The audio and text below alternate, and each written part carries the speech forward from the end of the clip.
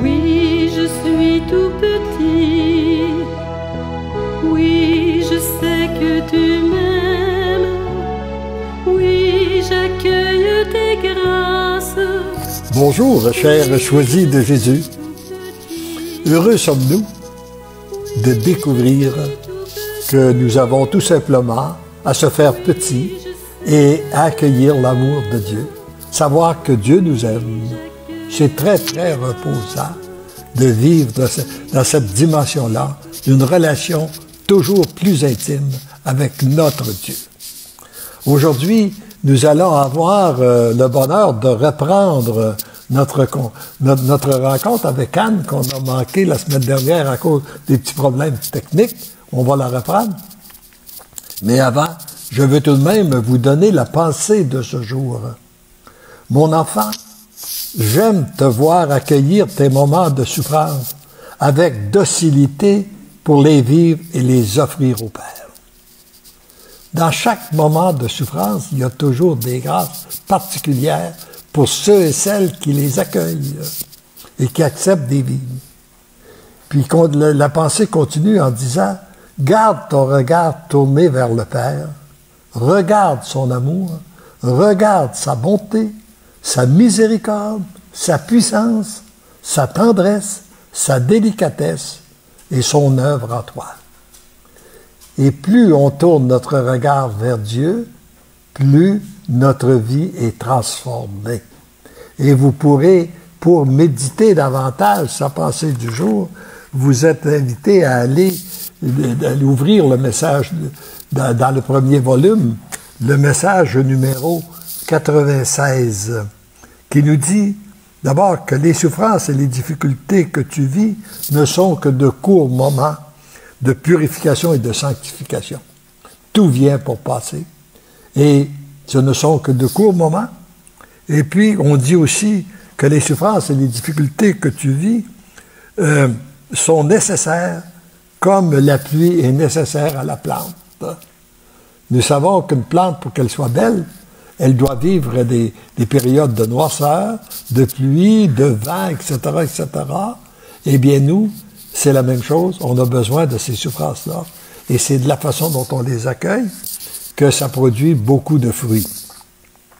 Et puis, là, plus on tourne notre regard vers Dieu, bien, plus ça nous permet de passer à travers ces moments-là, qui pourraient être difficiles, mais que tout à coup on s'aperçoit, avec le recul du temps, comme je le disais hier à un ami qui vivait une souffrance, je lui dis, c'est sûrement une belle source de grâce pour toi. Mais ça se peut que tu vas peut-être le découvrir juste dans 20 ans d'ici. Tu vas le comprendre. Ça peut prendre du temps. Parfois, ça vient plus vite. Parfois, ça vient long. Moi, j'ai des souffrances que j'ai vécues dans le passé. Ça m'a pris peut-être 20 ans à découvrir que ces souffrances-là avaient été une bénédiction pour moi. Bon, maintenant, du jour, parce qu'ensuite de la pensée, on a toujours un témoignage. Puis, le témoignage de ce jour, c'est un profond et chaleureux merci pour toutes les pensées du jour reçues. C'est une aide spirituelle, surtout au cœur du combat spirituel dans le quotidien. Merci de tout cœur pour ce partage à chaque jour. Merci pour votre livre sur le bonheur de vieillir et toutes vos bonnes informations. Je connais ce chemin difficile, parfois à accueillir. Alors, peut-être vous dire un mot sur ce petit livre-là. Pourquoi je l'ai écrit? Parce que moi, je me suis laissé dire toute ma vie, c'est donc pas drôle de vieillir. Bon, vous avez dû sans doute vous faire dire ça, vous autres aussi. C'est donc pas drôle de vieillir. Moi, je ne sais pas, j'ai jamais vieilli. Je dis, quand va arriver mon tour, ça sera pas drôle. Puis, j'ai constaté, lorsque j'ai atteint l'âge de 78 ans, c'est encore vrai aujourd'hui à 85 ans, que je viens de vivre la plus belle année de ma vie. Je rends grâce à Dieu à chaque année, parce que je viens de vivre la plus belle année. Donc, il doit y avoir un secret. Et c'est ce secret-là que j'ai voulu partager dans ce petit volume pour le bonheur de vieillir. Et j'avais constaté aussi que quand j'étais jeune, je croyais qu'en vieillissant, que nous allions devenir sages. C'était l'opinion que j'avais. Après, j'ai vu tellement de folie faite par des gens d'une certaine âge que je dis, c'est pas vrai qu'on devient sage en vieillissant. Mais ce qui est vrai, ce que nous avons cultivé arrive à maturité en vieillissant. Si on a cultivé la sagesse, oui, on va être plus sage. Mais si on a cultivé la critique, on va être juste plus critiqueur. On voit que ce qu'on a cultivé arrive à maturité. Et au moment où je faisais cette réflexion-là, je rencontre un de mes amis qui a une dizaine d'années plus vieux que moi et que j'ai toujours aimé rencontrer, qui a toujours été, lui, ça va toujours bien, toujours de bonne humeur, etc., etc. Et puis, je lui demande, je suis content de le voir, puis une question qui me vient à l'esprit, c'est « Est-ce que tu conduis encore ta voiture? » Et il me répond avec un grand sourire, « Un trouble de moins. » Voyez-vous? Alors que tous les gens que j'avais rencontrés dans ma vie qui disaient « Non, c'est donc pas drôle. Moi, j'ai conduit pendant 60 ans, puis là, je peux plus conduire. » Puis lui, il prenait encore les choses du bon côté. « Un trouble de moins. J'ai pu m'occuper de ma voiture. » Alors, voyez-vous, ça nous a confirmé que ce que l'on a cultivé arrive à maturité. Et ce que j'ai découvert aussi, le message que je tente de passer à travers ce livre-là, c'est que pour être heureux, nous avons à demeurer en croissance. Jour après jour, et c'est comme une plante. La plante qui grandit, un arbre qui veut arrêter de croître, sèche et meurt. Alors, pour être heureux, il faut être en croissance. Mais être en croissance, si on a vécu, par exemple, juste pour notre corps, eh bien, lorsqu'il arrive, qui décline, c'est une catastrophe. C'est donc pas drôle de vieillir. Tu as vécu pour ton corps te laisse.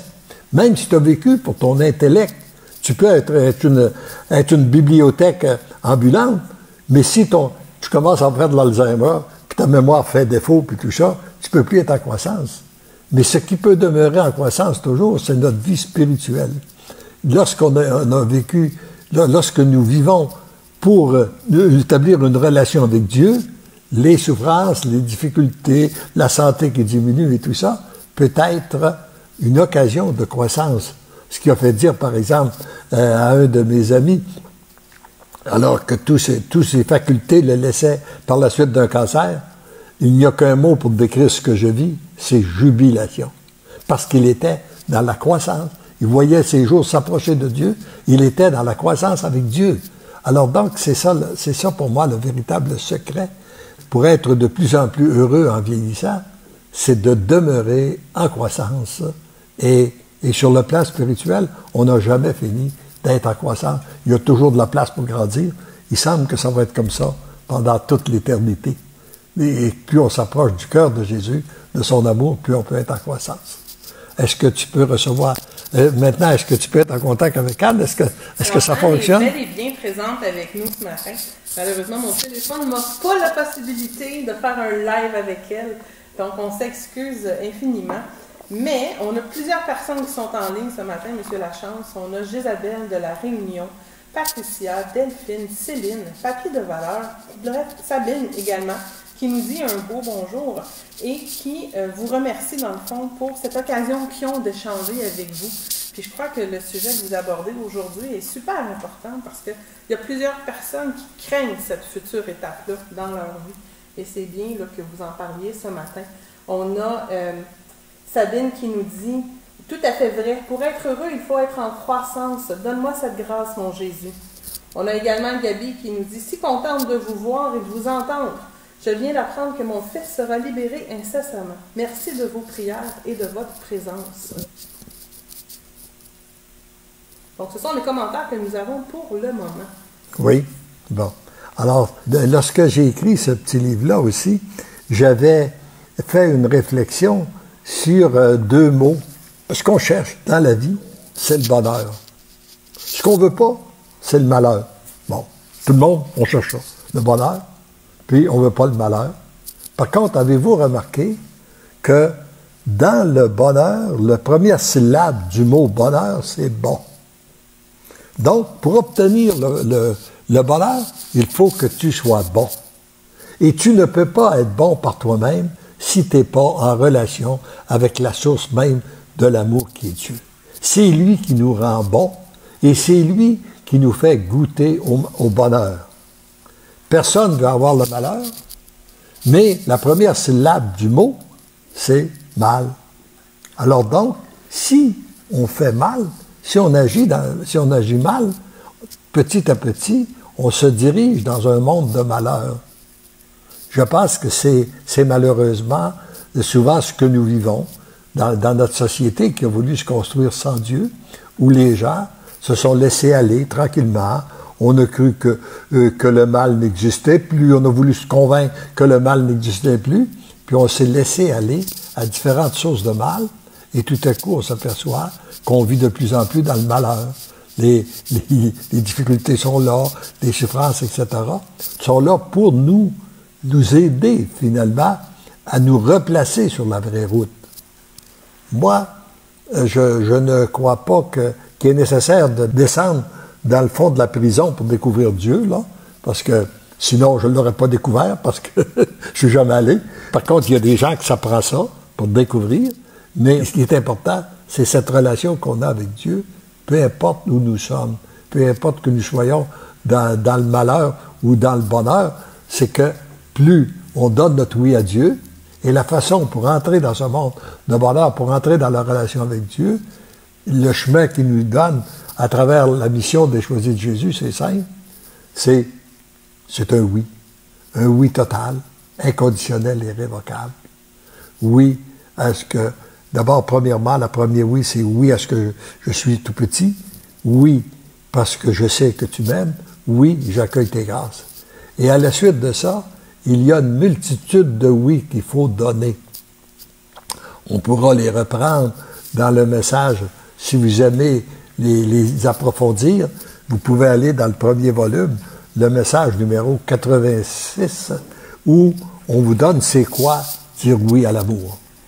Et la première chose, c'est de dire oui à Dieu pour ce que tu es, en t'acceptant tel qu'il t'a créé. Ça, il y a beaucoup de gens qui sont bloqués dans leur cheminement de foi en ne s'acceptant pas comme ils sont. Alors, puis pour moi, si on ne s'accepte pas, ce serait de dire, c'est une insulte qu'on fait à Dieu, ce serait de dire à notre Dieu, tu t'es trompé quand tu m'as créé, toi. Tu aurais dû me faire plus beau, tu aurais pu me faire plus grand, tu aurais dû me faire plus intelligent, etc., etc. Non, Dieu ne s'est pas trompé, parce que nous avons une mission qui est la nôtre, et nous, s'il y a des choses que nous n'aimons pas chez nous, c'est que nous sommes des êtres inachevés. Et plus on va lui donner notre oui, eh bien plus il vient parfaire sa création en nous.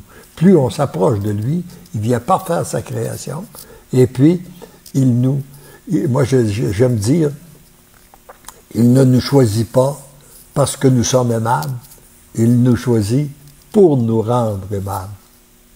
Il ne nous choisit pas parce que nous sommes des saints et des saintes. Il nous choisit pour nous rendre saints et saintes. Et on pourrait continuer comme ça.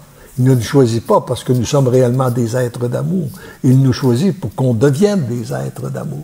Et on peut continuer comme ça sur tous les plans. C'est de se laisser choisir, mais c'est aussi de lui donner cette liberté, toute liberté, pour qu'il puisse agir en nous. Et pour ça, c'est souvent, il faut accepter de mourir à notre volonté propre pour que sa volonté se fasse.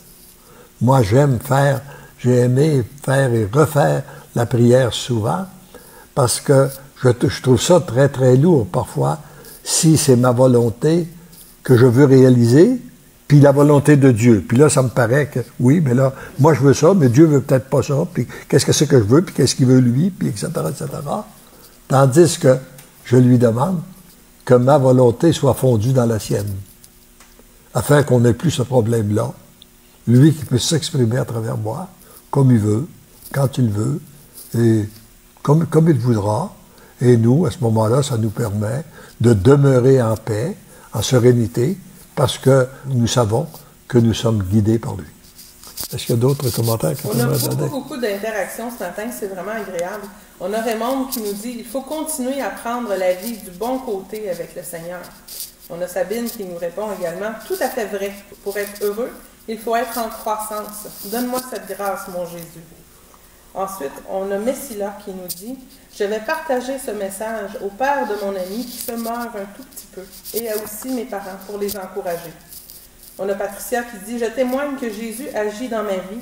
Mon mari, après l'infarctus en août 2019, retourne à la messe une fois par semaine et le dimanche. Gloire à Dieu. » On a Anne aussi qui nous dit « C'est vrai, Dieu a pour nous des plans de bonheur et non de malheur, mais notre monde se prive de Dieu. » Delphine qui nous dit « Voici, je frappe à ta porte. Si tu m'ouvres, je viendrai souper chez toi. » Patricia qui nous dit aussi « Je lis les livres et les rendez-vous, etc. depuis environ 4 ans.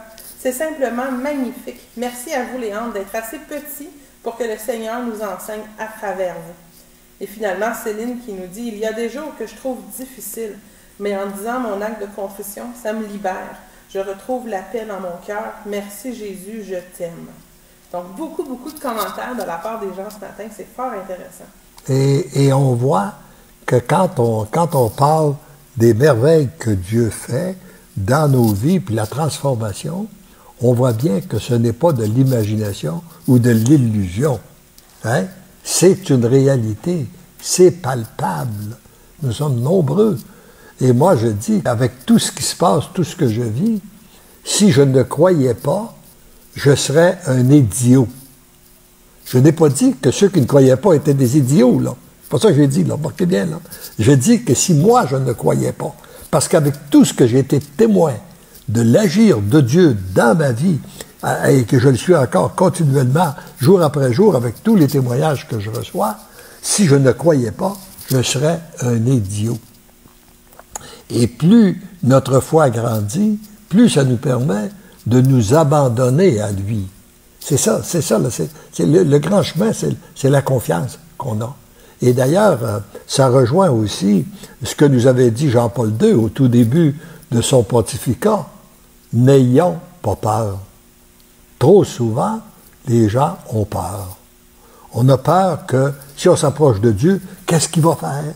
Hein? On a peur de parler parce que peut-être que l'autre n'acceptera pas. L'autre ne le dira pas. On a peur d'être rejeté parce que si on parle de Dieu, on a peur d'être rejeté par ces personnes-là. On a peur. Maintenant, la peur, ça ne vient pas de Dieu. Alors je pense qu'il faut oser. Ça ne veut pas dire parfois pas agir avec discernement, se servir de notre discernement, de notre logique et tout ça, d'un certain bon sens. Mais il faut parfois oser. Et c'est quand on ose qu'on s'aperçoit que oui, ça vient de changer. Il y a des choses extraordinaires qui viennent de se passer sans que... Puis on a l'impression de ne pas avoir fait grand-chose. Comme c'est mon cas, j'ai l'impression de ne pas avoir fait grand-chose, sauf le seul mérite que j'ai dans tous ces livres-là, qu'est-ce qui se passe? C'est d'avoir donné mes oui au Seigneur. Il n'y en a pas d'autre. C'est lui qui a fait la balance.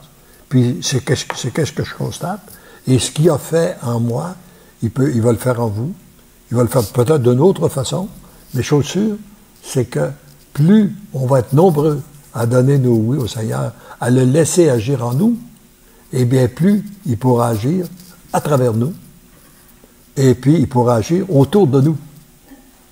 Et on doit avoir cette espérance-là. Je pense à une confirmation que j'ai eue cette semaine qui m'a beaucoup touché. J'ai un ami qui est très engagé au niveau de la foi, qui a toujours été engagé, il a toujours été pratiquant.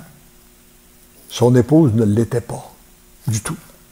Puis, même souvent, il semble qu'elle lui faisait des petites colères parce qu'il passait trop de temps avec le Seigneur, puis ses histoires de foi, puis tout ça. Mais lui, il a persévéré dans la foi tout le temps. Ça a duré peut-être 40 ans, je pense que ça a dû durer à peu près, même je dirais peut-être une 50aine d'années. Et puis, elle, finalement, elle a tombé malade du cancer. Puis au début, même si elle avait le cancer, elle ne voulait rien savoir de Dieu non plus. Et au milieu de sa maladie, ben là, tout à coup, on a commencé à la voir à la messe le dimanche. Elle a accepté de faire des démarches. Puis elle a vécu une véritable conversion à la fin de sa vie. Et aujourd'hui, et la semaine dernière, il y a eu des confirmations à l'effet que réellement, elle était au ciel. Elle était entrée. Alors, c'est venu nous confirmer que si on prie pour les gens qu'on aime, ça peut prendre du temps, mais le Seigneur va les rejoindre en son temps, avant qu'il soit trop tard. Il l'a rejoint, voyez-vous, dans ses derniers moments de sa vie. Et puis, en somme, elle a bénéficié, je dirais, de la parole de Dieu, là, du salaire du type qui a travaillé, les ouvriers de la dernière heure. Alors, oui. On a d'autres commentaires qui rentrent encore.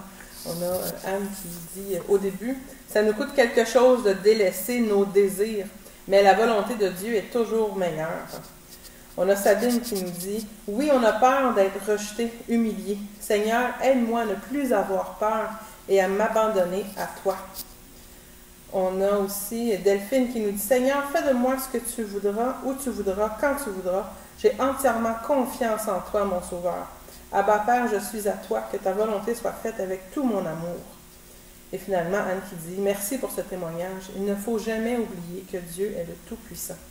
Et pour répondre à une question de Messila, toutes les Facebook Live sont disponibles sur le site web de la Fondation fcdj.org. Il s'agit simplement d'aller sur la page et d'aller sur le canal YouTube et vous allez avoir tous les Facebook Live qui s'y retrouvent. Et ce que vous avez aussi, qui nourrit beaucoup, après la pensée du jour, chaque pensée du jour, il y a toujours des commentaires. Ils sont très nombreux. Il y en a, je pense, je suis mémoire fidèle, là. Il me semble les derniers chiffres que j'ai, c'est au moins 300-400 continue à chaque jour. Et c'est justement ces prières-là, on voit les gens qui prient, on voit la beauté des cœurs de ces personnes-là. Ça vient nous nourrir continuellement en lisant ça. Vous avez tout ce qu'il faut pour vous nourrir. D'abord, il y a tout ce que l'Église nous propose, qui est fondamental, la parole de Dieu, la pratique des sacrements et tout ça. Mais sur les choisis de Jésus, tout ce que nous avons publié, que ce soit les 3 volumes pour le bonheur des miens et choisis Jésus, que ce soit le petit volume pour le bonheur des jeunes, pour le bonheur des couples, pour le bonheur, le grand-papa Léandre raconte, le bonheur de vieillir, le bonheur en héritage, tout ce que vous avez est disponible gratuitement. Et vous avez le rendez-vous du dimanche, qui est aussi très, très complet, dans lequel on prend un texte et on le médite ensemble. Alors, donc, les personnes ont tout ce qu'il faut pour se nourrir continuellement, parce qu'on a besoin de se nourrir, on a besoin de plus en plus de prendre du temps pour être avec notre Dieu. Et n'oublions pas l'importance de l'adoration. Le temps d'adoration qu'on va passer avec Jésus, c'est le temps le plus important. Moi, j'ai la ferme conviction que tout notre monde va être renouvelé par Jésus Eucharistie. Tant lorsqu'on assiste à une célébration eucharistique que lorsqu'on prend du temps pour l'adorer, c'est là réellement que se produisent des grands changements dans les cœurs. Alors, je pense que oui. On a Martine qui nous dit qu'elle est contente de nous écouter tous les jeudis. Et nous sommes également très heureux de les compter avec nous, parmi nous, à tous les jeudis également. Très bien. Alors, je pense que nous allons conclure sur ces paroles en demandant à Dieu cette grâce-là qu'au cours de cette journée, puis des journées qui vont venir, qu'on puisse vivre pleinement le moment présent.